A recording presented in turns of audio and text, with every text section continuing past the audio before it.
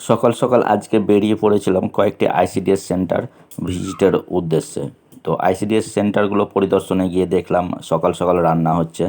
এই প্রচণ্ড গরমে ছেলে মেয়েদের উপস্থিতি কম, কারণ গরমে পাঠায় না, পরবর্তীতে আসে এসে খাবারটা তারা নিয়ে যায়। আর দেখুন, এই দিদির হেল্পার না থাকায় অঙ্গনওয়াড়ি ওয়ার্কার নিজেই রান্না করলেন। তো আমরা কয়েকটি কাজ আপনাদের দেখানোর চেষ্টা করছি। জাস্ট এই দিদি সোয়াবিন, আলু, গাজর, শাক এই সমস্ত বিষয়গুলো দিয়ে রান্না করেছেন আজকে। তো আমরা দেখে নেব। তো একটা দিদির সেন্টারে গিয়ে আমরা দেখলাম যে কি করছে কাজ। এটা হচ্ছে পোষণ ট্যাকার কাজ করছে। তো দিদি পোষণ ট্যাকার একটু প্রবলেম হচ্ছিলো, দিদিকে বলা হলো, দিদি বললো যে কি হ্যাঁ আমার এখন পারি, আগে পারতাম না।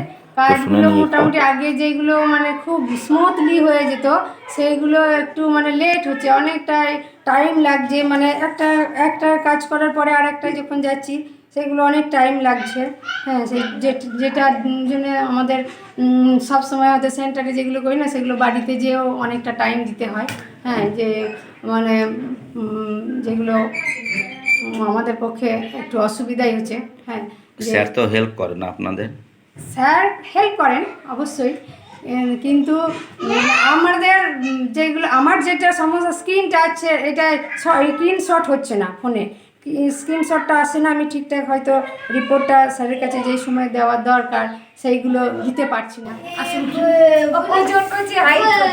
মাসের প্রথম ওজন হাইট মাপা হচ্ছে। তো ওজন হাইট মাপাটা দেখে আমার একটু সমস্যা লাগছিল, তাই আমি দিদিকে একটু দেখিয়ে দিলাম যে দিদি একটা বড় স্কেল নিয়ে আসুন, স্কেলের সাহায্যে আমরা একটু কিভাবে ধরবো সেটা একটু দেখিয়ে দিই। তো সেভাবে দেখানো হলো দিদিকে, দিদি দেখে সেভাবে ওজন হাইটটা করলেন। আর এখানে উপস্থিতির হারটা বেশ ভালোই ছিল, যেহেতু আজকে ওজন হাইট মাপা হচ্ছিল। তো দিদির মুখ থেকে কিছু কথা আমরা শুনে নেব। ডেলি আপডেট করেন দিদি? হ্যাঁ, ডেলি আপডেট সহযোগিতা করেন? হ্যাঁ স্যার, করেন। আর এমনি ডেলি যে আপডেটগুলো বা প্রতিদিনের যে কাজগুলো সেগুলো করে দেন? এমনি কাজ করতে কেমন লাগছে পোষণ ট্যাকারে? পোষণ ট্যাকারে কাজ করতে খুবই সোজা, খুবই স্যার যা বলেছেন, যা মেসেজ দিয়েছেন সেগুলো দেখে দেখে আমরা সবই করতে পারি।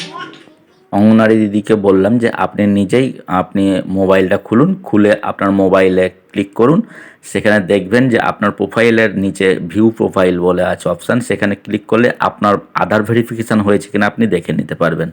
তো দিদি বললো যে হয়েছে কিনা কী করে বুঝবো, তখন বলা হলো দুটো সবুজ দাগ পড়বে। দিদি দেখলেন সবুজ দাগ পড়েছে। এরপরে ওনাকে আবার যে হেল্পারের আধার ভেরিফিকেশান হয়েছে কিনা সেটাও দেখানোর চেষ্টা করলাম, সেটাও উনি দেখলেন। এরপরে আমরা আদার্স আরেকটা সেন্টারে যাওয়ার চেষ্টা করি।